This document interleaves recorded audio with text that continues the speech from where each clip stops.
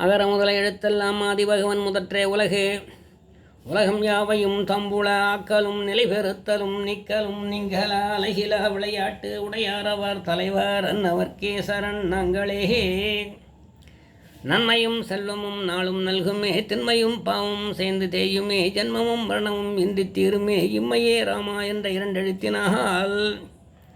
பேரன்பு சான்ற பெரியோர்களே, தாய்மார்களே, ஆன்மீக அன்பர்களே, இதிகாச நேயர்களே, இலக்கிய பிரியர்களே, உங்கள் அத்தனை பேருக்கும் முனுகை ராமச்சந்திரனின் முதன்மையான வணக்கம். இன்றைய தினத்திலே ராமாயணத்திலே இருந்து ஒரு கதையை பார்க்க போகிறோம். நேற்றைய தினம் எங்கே விட்டோமோ அந்த இடத்திலிருந்து பார்க்க போகிறோம். நேற்றைய தினத்தில் எங்கே விட்டோம்? அனுமன் இந்திரியத்தினாலே கட்டப்பட்டான், அடுத்து இழுத்து செல்லப்பட்டான், ராவணன் முன்னாலே நிற்க வைக்கப்பட்டான். ராவணன் யார் என்ன ஏதென்றதெல்லாம் விசாரித்தான். கடைசியிலே ராமனுடைய தூதன் என்ற செய்தியை சொன்னான். அப்படி செய்தியை சொன்ன பின்னாலே என்ன செய்தான்? நீ அறக்கலையெல்லாம் எப்படி கொண்டு குவிக்கலாம் என்று சொன்னான். அப்படி அறக்கலையெல்லாம் எப்படி கொண்டு குவிக்கலாம் போது உன்னை பார்க்கணும்னு நினச்சேன். ஆனால் அறக்கலை கொண்டால் தான் உன்னை பார்க்க முடியும். பெரிய பெரிய தலைவர்கள் வருவாங்க, அடுத்து தளபதிகள் வருவாங்க, அடுத்து நீயும் வருவாய், உன்னைக்கு அறிவுரை கூறலாம் என்று வந்தேன். அதற்காக தான் சொன்னேன் என்று சொன்ன உடனே இவனை கொல்லுங்கள் என்று சொல்லி ஆணையிட்டான். அப்பொழுது விபீஷணன் அங்கே கொல்லக்கூடாது தூதுவளை என்று சொல்லி அங்கே தடுத்த அறத்தை சொன்னான். சொல்லி முடித்த பின்னாலே சரி, அப்பொழுது என்றால் இந்த அனுமனாக விளங்கக்கூடிய இந்த ஆஞ்சனுடைய வாளிலே துணியை சுற்றி எண்ணெயை ஊற்றி நெருப்பை வைத்து நீங்கள் அனுப்பிவிடுங்கள் என்று சொன்ன உடனே அதே போல் அறக்கர்கள் செய்தார்கள். அங்கே இருந்து அவன் புறப்பட்டான். அப்படி புறப்படுகிற போது தனக்கு வைத்த அந்த தீயை இலங்கை மாநகருக்கு வைக்கிறேன் என்று சொல்லி இலங்கை மாநகருக்கு வைத்தான். இலங்கை மாநகர் அங்கே எரிந்தது என்ற அளவிலோடு நேற்றைய தினத்திலே கதையை முடித்தோம். இப்போது விட்ட இடத்திலே இருந்து அந்த கதையை துவங்குகிறோம். தனக்கு வைத்த தீயை இலங்கையின் மீது வைத்த காரணத்தினால் தன்னுடைய வாளை தூக்கி தூக்கி போட்டு அங்கே ஒவ்வொரு மாட மாளிகையிலும் கூட கோரங்களையும் போட்ட காரணத்தினால் அந்த மாட மாளிகைகள்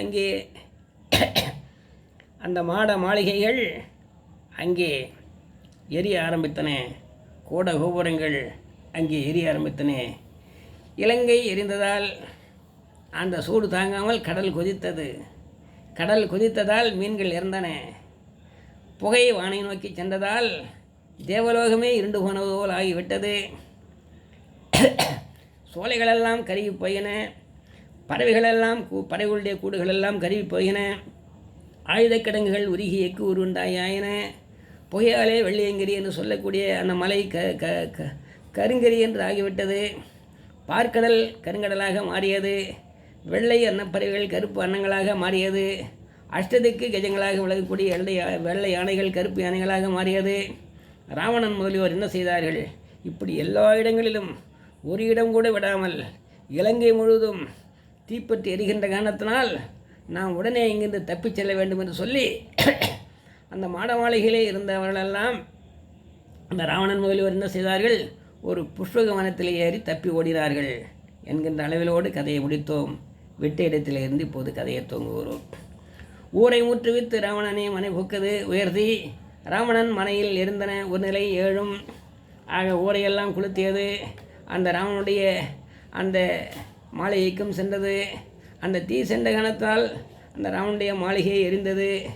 எரிந்து நிலை வந்த கணத்தினாலே இலங்கை முழுவதும் எரிந்த கணத்தினாலே ஆன காலையில் அரக்கனும் அறிவையர் குழுவும் புனைமணி பொலி புட்பக விமானத்தில் போனார். நினையும் மாத்திரை அவரும் நீங்கினர். நினையும் வினையிலாமையில் வெந்தது விலங்கி நூல் இலங்கை. ஆகவே அந்த நேரத்திலே அரக்கர்களெல்லாம் அறிவியர்களெல்லாம் அவனுடைய அந்தரங்க பெண்களெல்லாம் இன்னும் மட்டும் இருக்கக்கூடிய பெண்களெல்லாம் அவனுக்கு வேண்டிய உறவினர்களெல்லாம் ஒரு புஷ்பகமானத்தில் ஏறி அங்கே இருந்து அங்கே தப்பித்து மேலே போய்விட்டார்கள். ஆக நினைத்த மாதத்திலே அவரும் அங்கே இருந்து வேறு இடத்திற்கு நீங்கி போய்விட்டார்கள்.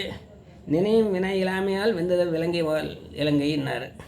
அங்கே நினைத்த போது நினைத்த இடத்திற்கு போகக்கூடிய வாய்ப்பு இல்லாத காரணத்தால் இலங்கை மாநகர் முழுவதும் இருந்து சாம்பலானது.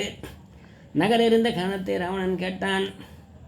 அங்கே ஏன் நகர் எரிந்தது, எதற்காக நகர் எரிந்தது என்று கேட்டான்.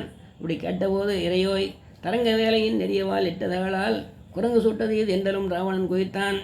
ஐயா, நகர் எரிந்த காரணத்தை கேட்கிறீர்கள்.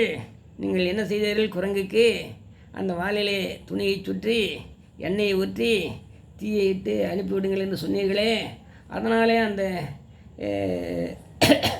குரங்கானது என்ன செய்தது? உடனே அந்த வாளை தூக்கி ஒவ்வொரு மாட மாளிகையிலையும் போட்டது. அதனாலே ஒவ்வொரு மண்டபங்களும் இல்லங்களும் குடில்களும் எல்லாம் எரிந்து சாம்பலாயின என்ற செய்தியை அந்த அரக்கர்கள் எல்லாம் சொன்னார்கள். சொன்ன உடனே அவன் என்ன செய்தான்? மிகவும் கொதித்தான், வேகப்பட்டான், வெந்து நொந்தான். அக்னியை பகவானையும் அந்த அனுமனையும் பிடித்து வாருங்கள் என்று ராவணன் அரக்கர்களுக்கு கட்டளையிட்டான். அந்த அரக்கர்களை பார்த்து என்ன சொன்னான்? அந்த அக்னி பகவான் என்னுடைய ஆணைக்கு கட்டுப்பட்டவன். அந்த அக்னி பகவான் என்னுடைய ஆட்டை எப்படி சுடலாம்?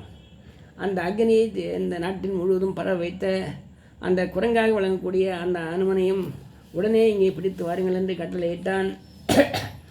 உண்ட நெருப்பை கண்டனர் பற்றி குண்டணைக என்றான். அண்டத்தை வென்றான். அண்ட சராசரங்களை எல்லாம் வென்றவனாக விளங்கக்கூடிய ராவணன் அந்த அக்னி பகவானையும் அனுமனையும் பற்றி வாருங்கள் என்றான். ஊற்ற கலாமும் செத்த குரங்கை பற்று வென்றான், முற்று முனிந்தான். இந்த இளைஞனுடைய நகர எல்லையை விட்டு அது செல்வதற்குள்ளாக உடனே சென்று அந்த குரங்கை பிடித்து வாருங்கள் என்று சொன்னான். அனுமனை தேடி அரக்கர்கள் சென்றார்கள். அவனுடன் போரிட்டார்கள். அனுமனால் கொல்லப்பட்டார்கள். உடனே என்ன செய்தான்? ராவணனுடைய ஆணையை ஏற்று அரக்கர்களெல்லாம் வேகமாக ஓடினார்கள். அந்த வாளிலே தீப்பற்றி கொண்டு சென்று கொண்டிருக்கக்கூடிய அனுமன் மீது பாய்ந்தார்கள். ஓடி வளைத்தார் அண்ணலை நாடி அணைந்தார். காற்றின் மகன் கலை கற்றான், கற்றினும் மும்மடி கொன்றான். அப்படி வந்தவளெல்லாம் என்ன பண்ணான்? கையினாலே காலினாலே வாயினாலே போட்டு அடுக்கி நொறுக்கி உதைச்சி எல்லாரையும் அங்கே பிணமாக்கினான். பின்னர் அனுமன் நெருப்புடைய தன் வாளை கடலிலே தோய்த்தான். நெருப்பு அணைந்தது.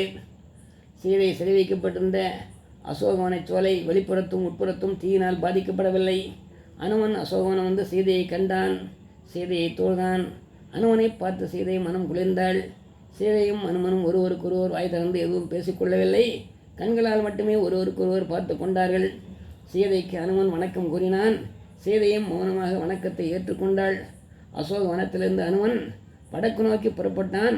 வான் வழியாக புறப்பட்டான். ராமனை தேடி புறப்பட்டான். மகேந்திரமலையை நோக்கி புறப்பட்டான்.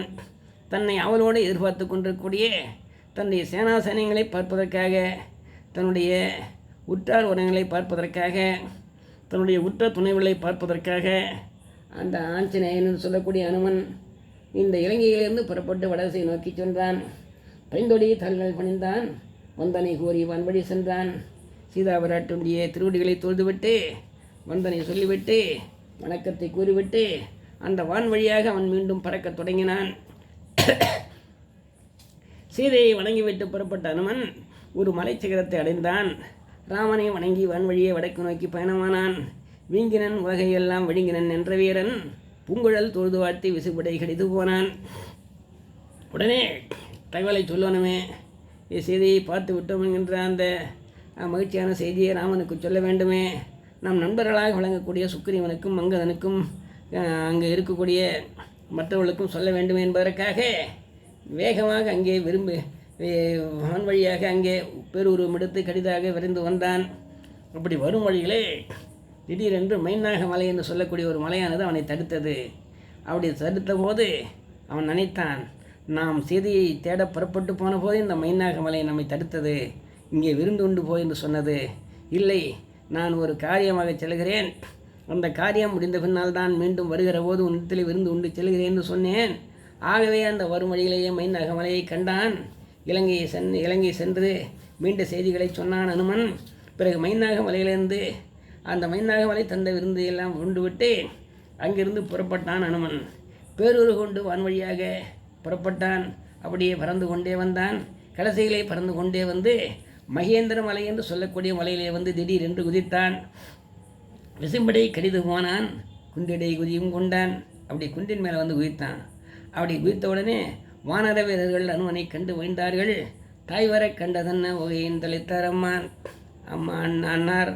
அதாவது ஒரு தாய் பசுவானது வெளியே போயிருந்து காலையிலே மேய்ச்சலுக்கு போய்விட்டு மாலையிலே வீடு திரும்புகிற போது அந்த தாய்ப்பசுவண்டிய வரவை எதிர்பார்க்க எப்படி கண்டு கூட்டியிருக்குமோ அதே போல் அந்த அங்கதன், அடுத்து ஜாம்பவான் மற்றும் சுக்கிரீவன் மற்றவர்களெல்லாம் அங்கே அவனை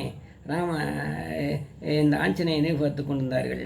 எதிர்பார்த்து கொண்டிருந்தவுடனே வான வீரர்கள் அங்கே விழுந்தார்கள். அனுமன் மேனியிலே உள்ள புண்களை பார்த்து வான வீரர்கள் வருந்தினார்கள். அங்கதன், ஜாம்பவான் போன்றோரை அனுமன் வணங்கினான். சீதை கூறிய நல்வாழ்த்துக்களை தெரிவித்தான். வாலிகாதலனை உந்தை வணங்கினன் என்கின்ற காலுறப் பணிந்து கண்ணை கடனுரை கடவோர்க்கெல்லாம் ஏழுரை ஏற்றியாங்கன் இருந்திவன் இருந்தோர்க்கெல்லாம் ஞானநாயகன் தன் தேவி சொல்லினல் நன்மை என்றான். வாலினுடைய புதல்வனாக விளங்கக்கூடிய அந்த அங்கதனை பார்த்து வணங்கினான். அடுத்து என்கின் வேணன் கரடிகளின் தலைவனாக விளங்கக்கூடிய அந்த ஜாம்பவானையும் பார்த்து பணிந்தான். அடுத்து அங்கே வந்தவர்களுக்கெல்லாம் அங்கே தகவல்களை சொன்னான். அடுத்து ஞானநாயகன் தேவி, இந்த உலக நாயகனுடைய தேவியாக விளங்கக்கூடிய சீதா பிராட்டி நன்மையாக நன்றாக அங்கே இருக்கிறார்கள் என்கிற தகவலை எல்லாம் சொன்னான். சீதையை கண்டு சூடாமணியை பெற்றதை சொன்னான். இங்கே ராமபிரான் கொடுத்த கனையாழியை அங்கே தந்ததையும் சொன்னான். அதையடுத்து அங்கே மீதி செய்திகளை எல்லாம் சொல்லலாம் என்று பார்த்தான். இங்கே அசோகவனத்தை அழித்தேன், அரக்கர்களை அழித்தேன் என்றெல்லாம் சொன்னால் அது தற்பெருமையாக ஆகிவிடுமோ என்று சொல்லி அதையெல்லாம் தற்பெருமையாக ஆகிவிடும் என்பதை சொல்லி அவன் சொல்லாமலேயே வெட்டிவிட்டான். மீதி செய்திகளை, அதாவது இலங்கை வாழ் அரக்கரை, சம்பு மாலையை, பஞ்ச சேனாதிபதிகளை, கிங்கரரை, அக்ககுமாரனை வதை செய்து சொல்லவில்லை. ஏனென்று சொன்னால் அதையெல்லாம் சொன்னால் எங்கே தற்பெருமையாகிவிடும் என்பதற்காக அவன் சொல்லாமல் மனதிற்குள்ளேயே இருந்து கொண்டிருந்தான். ஆனாலும் தன்னுடைய பெருமையை யார் அறியவில்லையோ அவளுக்கு சொல்லும்போது அது தற்பெருமையாகாது என்று சொல்லி நன்னூலை இயற்றிய பவனந்தி முனிவர் சொல்லுகிறார். மண்ணுடைய மன்றத்து ஓலை தூக்கினும் தன்னுடைய ஆற்றல் உணராரடையினும் தன்னை முறுதலை படித்த காலையும் தன்னை போதலும் தகும் ஒருவர்க்கே. அதாவது ஒருத்தர் தூதுவனாக போகிற போது தன்னுடைய பெருமைகளை சொல்லலாம். தன்னுடைய ஆற்றலை மற்றவர்கள் உணராத போது அவளுக்கு உணர்த்துவதற்காக தன்னுடைய பெருமைகளை சொல்லலாம். தன்னை மறுதலை படித்த காலையும் நீ ஒன்றும் பெரிய வீரனல்ல, நீ பராக்கிரமசாலி அல்ல என்று மறுக்கிற போது நான் எப்படிப்பட்ட பராக்கிரமங்களை செய்து கொண்டிருக்கிறேன் என்று சொல்லி தன்னுடைய புகழை சொல்லலாம். தன்னை போதலும் தகும் புலவர்க்கே. ஆகவே அப்படிப்பட்டவர்களுக்கெல்லாம் தன்னை போந்து விடுவோ சொல்லலாம் என்று இருக்கிறது விதி. ஆனாலும் அங்கே ஆஞ்சநேயர், அனுமன் தன்னுடைய தற்பெருமையை சொல்லவில்லை. வீரராகவே முதலியார் என்று சொல்லி ஒருவர் இருந்தார். அவர் மிகப்பெரிய கவிஞர். அவர் சொல்லுகிற போது சொல்லுவார், 7000 கோடி எழுதாவது தன்மனத்தை எழுதி படித்தவரகன் இமசேது பரியந்து மணிகளா கவி வீர ராகவன் விடுக்கும் ஓலை என்று சொல்லி தன்னுடைய பெருமைகளை சொல்லி ஒரு மன்னனுக்கு ஓலை அனுப்புவார். ஆகவே தன்னுடைய பெருமையை தெரியாதவர்களுக்கு தன்னுடைய பெருமையை சொல்லலாம் என்றும் விதி இருக்கிறது. அந்த விதி இருந்து கூட அந்த தற்பெருமையை கூறாமல் அவன் அமைதியாக இருந்து விட்டான். ஆந்தகை தேவி உள்ளத்து அருந்தவம் அமையச் சொல்லி பூண்டுதோர் அடையாளம் கை கொண்டதும் போன்று போரில் நீண்டவாள் அரக்கரோடு நீண்டதும் நெருப்பு சிந்தி மீண்டதும் விளம்பான் தான் தன் வென்றியை உரைப்ப வழி. ஆகவே கனையாழியை கொடுத்ததை சொன்னான், சூடாமணியை பெற்றதை சொன்னான், ஆய்வுலத்தை அசோகவனத்தை அழைத்ததை சொல்லவில்லை, அரக்கரோடு போய் செய்ததை சொல்லவில்லை, அடுத்து எல்லா படைகளையும் கொண்டு குவித்ததையும் சொல்லவில்லை, அக்ககுமாரனை தேய்த்ததும் சொல்லவில்லை, ராவணனோடு அங்கே வாக்குவாதம் செய்ததையும் சொல்லவில்லை, அடுத்து நெருப்பை வைத்ததும் சொல்லவில்லை. எல்லாவற்றையும் சொல்லவில்லை என்று சொன்னால் தன்னுடைய பெருமையை தான் விரும்பவில்லை என்பதற்காக சொல்லவில்லை என்று கம்பர் சொல்லுகிறார். ஆகவே அப்படிப்பட்ட சூழ்நிலையிலேயும் அனுமனின் உடலிலே கண்ட விழுப்புண்களை பார்த்து அரக்கருடன் போர் நடந்திருக்கும் என்று அங்கதன், ஜாம்பவான் போன்றவர்கள் யூகத்தாலே அனைத்தையும் அறிந்தார்கள். புருதமை புண்ணிய சொல்ல தீயிட்டதை புகையை போத திருதிர உழந்தோம் என்றார். நீ அரக்கர்களோடு சண்டை போட்டிருக்கிறாய் என்பதை உன்னுடைய உடலில் இருக்கக்கூடிய புண்கள் சொல்லுகிறது. நீ தீயிட்டிருக்கிறாய் இலங்கைக்கு என்பதை அங்கே இருந்து வந்த இந்த புகை மட்டுமே சொல்லுகிறது என்பதையெல்லாம் நீ சொல்லாவிட்டாலும் நாங்கள் தெரிந்து கொண்டோம் என்று சொல்லி ஜாம்பவானும் அங்கதனும் அந்த அனுமனை போன்றார்கள். மகேந்திர மலையிலே அனைவரும் ராமனை காண புறப்பட்டார்கள். மகேந்திர மலையில் தான் அங்கேருந்து ஜம்ப் பண்ணி அங்கேருந்து போனான். அதே போல் ஆஞ்சநேயர் அங்கே இருந்து புறப்பட்டு இங்கே மகேந்திர மலையில் இறங்கினார். அந்த மகேந்திர மலையிலே இருக்கக்கூடிய அங்கதனை, அந்த ஜாம்பவானை மற்றவர்களையெல்லாம் பார்த்து சீதா விராட்டி நன்றாக இருக்கிறார் என்ற தகவலையெல்லாம் சொல்லிவிட்டு அதற்கடுத்து இப்போது நாம் ராமனை பார்க்க புறப்படுகிறோம் என்று சொல்லினார்கள் எல்லோரும். அப்பொழுது அந்த ஜாம்பவான் அங்கதன் போன்றவர்கள் என்ன சொன்னார்கள் என்று சொன்னால், இப்போது நீ உடலிலே புறப்பட வேண்டும். நீதான் இலங்கையை தாண்டினாய், பெரிய கடலை தாண்டினாய். ஆகவே நாங்கள் எல்லாம் வருவதற்கு நேரமாகும், காலதாமதமாகும். உடனடியாக சீதையினுடைய நிலை என்ன என்ன என்று எண்ணி ஏங்கிக் கொண்டிருக்கக்கூடிய அந்த ராமனுக்கு போய் முதலிலே தகவலை சொல்லுங்கள் என்று அனுமனத்திலே கூறினார்கள். உடனே அனுமனும் அந்த அங்கதன் ஜம்பவன் சொன்னதை ஏற்று அங்கிருந்து புறப்பட்டு போகலாம். போவதனே முன்னர் என்றார். நந்தன அனுமன் போனாகன். ஆகவே சரி, நான் போகிறேன் என்று சொல்லி ஆஞ்சநேயராக விளங்கக்கூடிய அந்த அனுமன் புறப்பட்டார். இரளை மலை எனப்படும் ரிஷிசிக மலையிலே இருந்த ராமன் துயர்வுற்று கொண்டிருந்தான். தென் திசையிலே சென்றார்களே, இன்னும் அவர்கள் யாரும் வரவில்லையே, என்ன ஆனார்களோ, என்ன நடந்ததோ, எந்த நிகழ்ச்சி இப்போது தெரியவில்லையே என்று துயர்வுற்று கொண்டிருந்தான், துன்பமுட்டு கொண்டிருந்தான். எல்லாம் செய்தியை காணவில்லையே என்று வந்துவிட்டார்களே, தென் திசை சென்றவர்கள் செய்தியை கண்டு வருவார்களோ அல்லது காணவில்லை என்று தகவலை சொல்வார்களோ என்று எண்ணி மிகவும் துயரமுற்றிருந்தான் ராமன். தென் திசைக்கு சென்றவர்கள் மூலம் நல்ல செய்தி வரும் என்று ஆறுலூறி கொண்டிருந்தான் சுக்ரீவன். பக்கத்தில் இருந்த சுக்ரீவன் சொன்னால், போனவர் யார்? ஆஞ்சநேயர் அல்லவா, கடலை தாண்டக்கூடிய வல்லமை படைத்தவர் அல்லவா, சீருருவும் பேருருவும் எடுக்கக்கூடிய பெரிய விவரிதர பராக்கிரம் படைத்தவர் அல்லவா. ஆகவே அவராலே முடியாத காரியம் எதுவுமே இல்லை. ஆகவே அவர் நிச்சயமாக வெற்றியோடு வருவார், நல்ல செய்தியோடு வருவார் என்று ஆறுதலையும் தேர்தலையும் சொல்லி கொண்டிருந்தான் சுக்ரீவன். ஆகாய மார்க்கமாக பறந்து வந்த அனுமான் எல்லை மலையிலே நேராக இறங்கினான். ராமனை கண்டு செய்தியை சொன்னான். உடனே பார்த்தான், ஆகாய மார்க்கமாக பறந்து வந்தான் அனுமன். உடனே மகேந்திர மலையிலிருந்து புறப்பட்டு எல்லை மலையிலே வந்து இறங்கினான். அந்த எல்லை மலையிலே தான் ராமனும் லக்குவனும் சுக்ரீவனும் காத்து கொண்டிருக்கிறார்கள், ஆஞ்சநேயனுடைய வரவை எதிர்பார்த்து கொண்டு. உடனே அந்த ஆஞ்சநேயனை பறந்து வருவதை பார்த்த உடனே அந்த வீரராகவனாக விளங்கக்கூடிய அந்த ராமபுரானுக்கு வீரராகவன் என்று ஒரு பெயர். அந்த வீரராகவன் ஈரராகவன் ஆனான் என்றார் கம்பர். வீரராகவன் ஈரராகவன் ஆனான். ஈரராகவன்னா குளிர்ச்சி அடைந்த ராகவன் ஆனான். அதாவது வெம்பும் மனத்தவனாக இருந்தவன், துயரோற்ற மனத்தவனாக இருந்த வீரராகவன் அங்கே ஈரராகவன் ஆனான், குளிர்ச்சியடைந்த மனத்தை பெற்றான். எப்போது அந்த ஆஞ்சநேயர் வருகிற அந்த பாதையை பார்த்த உடனே அந்த ஆஞ்சநேயர் ராமபுரானை பார்த்து சொன்னார். வந்தவுடனே சொன்னார், நான் சீதையை கண்டேன் என்று அவர் சொல்லவில்லை, சீதையை என்று சொல்லிவிட்டவுடனே கண்டானோ காணவில்லையோ என்கின்ற துயரம் ராமபுரானுக்கு வந்துவிடும் என்பதற்காக ஆஞ்சநேயராக விளங்கக்கூடிய அந்த அனுமன் என்ன சொன்னார்? ராமனை பார்த்தவுடனே, கண்டனன் கற்பனைக்கு அணியை கண்களால் கண்டேன் சீதை என்னார். கண்டனன் கற்பனைக்கு அணியை கண்களால் தென்தரை அலைகடல் இலங்கை தெல்நகர் அண்டர்நாயகியினை துரத்தி ஐயமும் பண்டுள துயரமும் என்று அனுமன் பண்ணுவான். ஆக கற்பனைக்கு அணியாக விளங்கக்கூடிய அந்த சீதாபிராட்டியை கண்டேன் கண்களாலே. ஆகவே இலங்கையிலே தென்னகரிலே இருந்து கொண்டிருக்கிறாள், அசோகவனத்திலே இருந்து கொண்டிருக்கிறாள், சிறை வைக்கப்பட்டிருக்கிறாள். ஆகவே உன்னுடைய துயரத்தை இப்போதே துரத்திவிடு. ஐயம் பார்த்தோமா இல்லையா என்கிற, சேருவோமோ இல்லையா என்கின்ற ஐயம் இருந்ததே, அந்த ஐயத்தையும் துரத்திவிடு. பண்டுள துயரம் என்று அனுமன் பண்ணுவான். எல்லா விதமான துயரங்களையும் இன்மேல் நீ விட்டுவிட வேண்டும் ராமா என்று சொல்லி அந்த ஆஞ்சநேயர் ராவணத்திலே சொன்னார். கண்டனன் சீதையை என்று சொன்னார். முன்பெரும் தேவி என்னும் உரிமைக்கும் முன்னை பெற்ற மண்பெரும் மருகை என்னும் வாய்மைக்கும் மதிலை மன்னன் தன்பெரும் தனையை என்னும் தகைமைக்கும் தலைமை சான்றாள் என்பெரும் தெய்வமையா இன்னமும் கேட்டியன்றான். உன்னுடைய பெரிய தேவி என்று சொல்லக்கூடிய உரிமைக்கும் உன்னை பெற்ற மண்பெரும் மருகை என்னும் வாய்மைக்கும் தசமகா சக்கரவர்த்தி இன்றைய மருமகள் என்ற பெருமைக்கும் மிதிலை மன்னன் ஜனக மகாராஜா பெற்றெடுத்த பெண் பிள்ளை என்கின்ற அந்த தகைமைக்கும் தலைமை சான்றாக விளங்கி கொண்டிருக்கிறாள். என்பெரும் தெய்வமாக விளங்கக்கூடிய சீதாபிராட்டி என்று சொல்லிவிட்டு, உன்குலம் உன்னதாக்கி உயர்வுகளுக்கு ஒருத்தியாய தன்குலம் தன்னதாக்கி தன்னை தனிமை செய்தான். உன்குலம் கூற்றுக்கென்று வானவர் குலத்தை வாழ்வித்து என்குலம் எனக்கு தந்தாள் என்னை செய்வதென் மோகல்.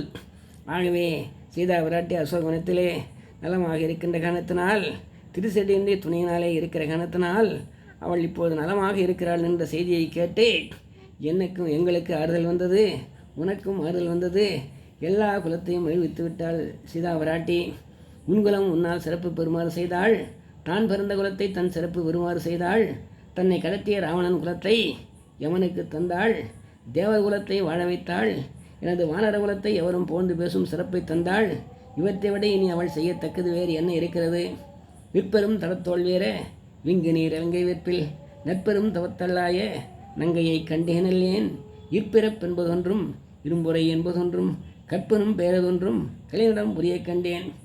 ஆக வில்லை கையிலே வைத்து கொண்டக்கூடிய வீரனாக விளங்கக்கூடிய வீரராகவனாக விளங்கக்கூடிய ராமனே, விங்கு நீர் இலங்கை வெற்பில் நட்பெரும் தவத்தலாய நங்கையை கண்டேன். என்று தவம் செய்யக்கூடிய நங்கையை நான் காணவில்லை. இப்பிறப்பு ஒன்றும் இரும்புரை என்பதொன்றும் மிகப்பெரிய பொறுமையையும் மிகப்பெரிய சகித்தன்மையும் கொண்ட கற்பென்னும் பெயரதொன்று கலையிடம் புரிவது கண்டேன். அந்த சீதா விராட்டியை பார்த்தவுடனே எனக்கு மகிழ்ச்சி வந்துவிட்டது.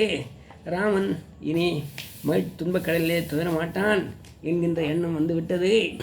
ஆகவே மண்ணுடன் கொண்டு போனான் வானுயர் கற்பினால்தன் புண்ணியே மேனி சேர்ந்த அஞ்சுவான் உலகம் பூத்த கண்ணகன் கமலத்தன்னால் கருத்திலால் தொடுதல் கண்ணின் என்னரும் கூறாய் மாய்தி என்று ஓர் மொழி உண்டென்பார். அதாவது வேதவதி என்று சொல்லக்கூடிய ஒரு பெண்மணியை அவள் தவம் செய்து கொண்டிருக்கிற போது ஆக திக்விஜயம் சென்ற ராவணன் அவளை பார்த்து அழகிலே மயங்கி உடனே அவளை கற்பழிக்க நினைத்தான். அப்படி கற்பழித்தும் விட்டான். அந்த நேரத்திலே அவள் என்ன செய்தாள்? தீயிலே விழுந்து இறந்தாள். அந்த நேரத்திலே பிரம்மா அந்த எதிரிலே வந்தார். வந்தவுடனே விருப்பமில்லாத பெண்ணை, தவம் செய்யக்கூடிய ஒரு பெண்ணை நீ இப்படி கற்பழித்து கெடுத்து விட்டாய்.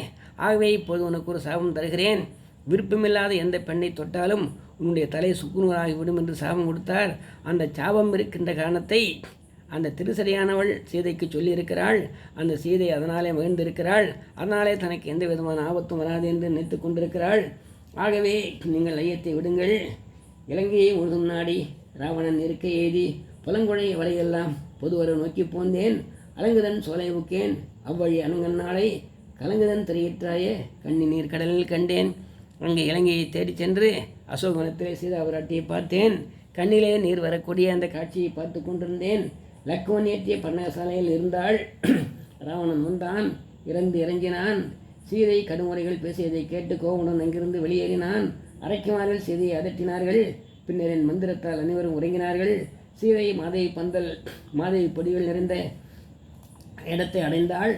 தன்னை பார்த்து கொள்ள, தன்னை மாய்த்து கொள்ள துணிந்தாள். தையலை வணங்கொத்த இடைவரும் தன்மை நோக்கி ஐயான் இருந்த காலை அலங்கல் வேல் இலங்கை வேந்தன் எய்தன் இறந்து கூறி இளைஞனின் இருந்த நங்கை வீதுவரை சொல்ல சேரி குரல் மேற்கொண்டு விட்டான். ஆகடை அணங்கின் கற்பும் ஐயனின் அருளும் செய்ய தூயனல் அருணும் என்று இங்கு இணையென தொடர்ந்து காப்ப போயினேன் அரைக்குமாறை குல்லுவின் பொதுவின் என்கின்றாங்கு ஏயினன் அவரெல்லாம் என் மந்திரத் துறங்கி நின்றாக. ஆகவே அந்த சீதாவிராட்டியை பார்க்கிற போது அவன் ராவணன் வந்து போனபோது அங்கே சீதாவிடத்தில் தனியாக பேச வேண்டும் என்கிற போது நான் ஒரு மந்திரம் சொல்லி எல்லாரையும் தூங்க வைத்தேன். அரைக்குமார்களும் திருசரியும் தூங்கினார்கள். அந்த நேரத்திலே நான் அங்கே எதிரிலே சென்றேன். செல்லுகிற போது எல்லோரும் தூங்கி கொண்டிருக்கிறார்கள். இந்த ராவணனும் தொல்லை கொடுத்து கொண்டிருக்கிறான். இந்த ராமன் எப்போது வருவானோ வரமாட்டானோ தெரியவில்லை. ஆகவே இப்போதே நான் என்னுடைய உயிரை மாய்த்துக் கொள்கிறேன் என்று சொல்லி அந்த மாதவி கொடி பந்தலிலே போய் சென்று அந்த கயிறு பந்தல் கொடிகளையெல்லாம் ஒரு கயிறாக திரித்து தன்னுடைய கழுத்திலே மாட்டி அங்கே தன்னுடைய உயிரை விடுப்பதற்காக இருந்தாள். அன்னதோர் போல் என்னங்கை யார் உயிர் துறப்பதாக உன்னினல் கொடி ஒன்றேந்தி கும்போடும் உரைப்பச் சாற்றி தன்மணி கழுத்தில் சார்த்தும் அளவையில் தடுத்து நாயேன் புன்னடி வணங்கி நின்று நின்பெயர் ஒன்ற போதில் அஞ்சன வண்ணத்தான் தன் பேர் உரை தலையை என்பால் துஞ்சுரு கோயில் தந்தாய் துறக்கும் என்று வந்து சொன்னாள். அப்படி தன்னுடைய கழுத்திலே சுருக்கிட்டு தன்னை மாய்த்து கொள்ள வேண்டும் என்று நினைத்த போது நான் உடனே வேகமாக சென்று ரகுவதி ராகவ ராஜாராம் பதித்த பாவன சீதாராம் ராமஜெயம் ஸ்ரீ ராமஜெயம் நம்பின பேருக்கு ஏதுவயம் ராம் ராம் ராம் ராம் ராம் ராம் ராம் ராம் என்று உன்னுடைய நாமத்தை சொல்லிக்கொண்டே அங்கே எதிரிலே போய் குதித்தேன். உடனே ராமனுடைய நாமத்தை சொல்லிக்கொண்டு யாரோ வருகிறானே, நல்ல சமயமாக இருக்கிறது என்று சொல்லி உடனே அவள் யார் என்ன என்று கேட்டாள். எல்லா செய்திகளையும் நான் சொன்னேன். வண்ண மோதிரம் காட்டக் கண்டாள். உன்னுடைய வண்ண மோதிரத்தை நான் காட்டினேன். மன்னனின் விருத்தம் பாடும் மனத்தின் விருப்பம் வந்தால் உன்னை பற்றிய எல்லா செய்திகளையும் அந்த பன்னகசாலையிலிருந்து மாயமான் பின்னாலே சென்றதிலிருந்து எல்லா விதமான செய்திகளையும் நான் சொன்னேன். செய்த பின்பாடு இங்குள தன்மையெல்லாம் ஏகுலையை கேட்டாள். அங்குள தன்மையெல்லாம் அடியினர் கறியை சொன்னாள். திங்குளம் திருப்பேன் என்னே திருவுளம் தீர்ந்த பெண்ணை மங்குவன் உயிரோடென்று உன் மலரடியை சென்னி வைத்தாள். இன்னும் ஒரே ஒரு மாதம்தான் இங்கே உயிரோடு இருப்பேன். அதற்கடுத்து நான் இங்கே இருக்க மாட்டேன் என்கின்ற தகவல்களை எல்லாம் அந்த சீதா பிராட்டியான எண்ணத்தில் சொன்னாள். ஆகவே இப்போதே நாம் என்ன செய்ய வேண்டும்? ஆகவே நீங்கள் கொடுத்த கணையாழியை கொடுத்தேன், பெற்றுக்கொண்டாள். நீங்கள் சொன்ன அடையாளங்களை எல்லாம் சொன்னேன், ராமனுடைய தூதன் என்று தெரிந்து கொண்டாள்.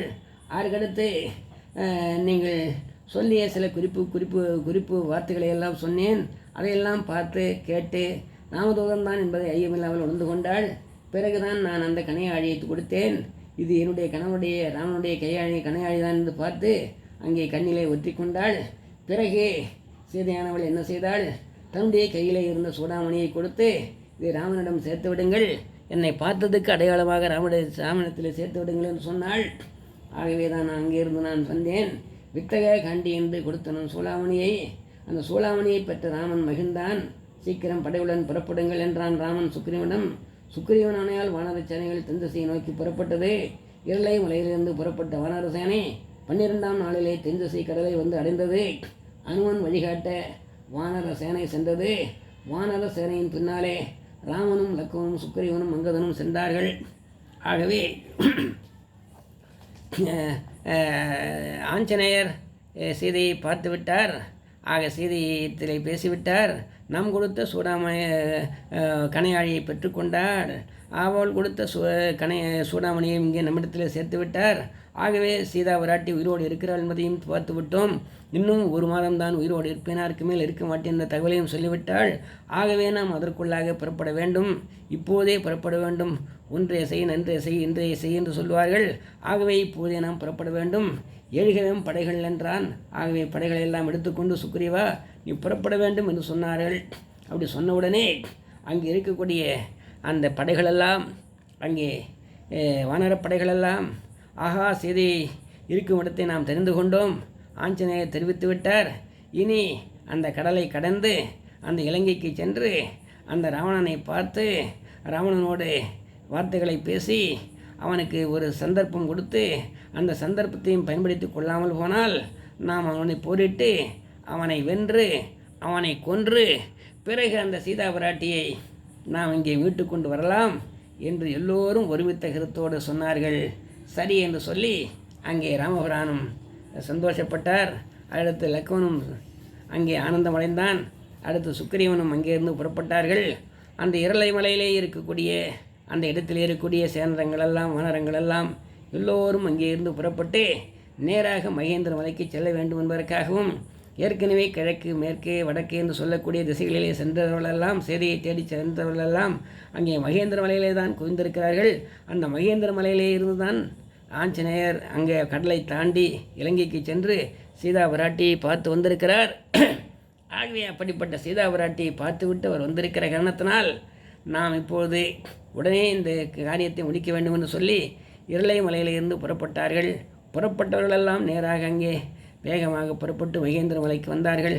மகேந்திர மலையிலே இருந்து நாம் இலங்கைக்கு செல்ல வேண்டுமே என்பதற்காக என்ன செய்ய வேண்டுமோ அந்த காரியங்களை செய்ய வேண்டும் என்பதற்காக அந்த காரியங்களில் ஈடுபட்டார்கள். இலங்கையின் சிறப்புகளை எல்லாம் அனுமன் அங்கே சொல்ல வானர வீரர்கள் கேட்டுக்கொண்டு நீண்ட வழியை எளிதாக கடந்தார்கள். வார்கள் அனுமன் சொல்ல வழியெழுது எளிதன் போனார். 12 பகலில் சென்று தென்திசை பறவை கண்டார். 70 வெள்ளம் சேனையும் தென்திசை கடற்கரை வந்து அடைந்தது. ராமன் லக்ஷ்மன் சுக்ரீவன் அங்குதான் அனுமன் பார்த்து மற்ற அன்வரும் தென்திசை கடற்கரை வந்து அடைந்தார்கள்.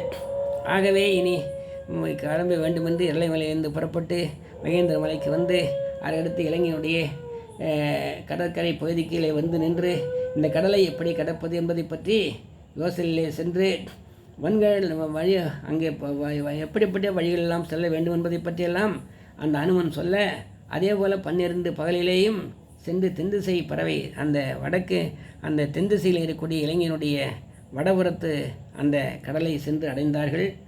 அடுத்து 70 வெள்ளம் சேனையும் அங்கே தென்திசை கடலை வந்து சேர்ந்தது. ராமன் லக்ஷ்மன் சுக்ரீவன் அங்குதான் நுண்ணுவது மற்ற அனைவரும் தென்திசை கடற்கரை வந்து அடைந்தார்கள். இங்கே இருந்து நாம் இந்த கடலை கடக்க வேண்டும், அடுத்து இலங்கைக்கு செல்ல வேண்டும், அடுத்து நாம் முயற்சிகளிலே வெற்றி பெற வேண்டும், அதற்கான வழிமுறைகள் என்ன என்பதை பற்றியெல்லாம் அங்கே யோசிக்க தொடங்கினார்கள். என்கின்ற அளவிலோடு இன்றைய தினத்திலே கதையை முடித்து விட்ட இடத்திலே இருந்து நாளை தொடர்கிறேன் என்று சொல்லி உங்களிடமிருந்து விடைபெற்றுக் கொள்வது முருகப்பட்டு ராமச்சந்திரன்.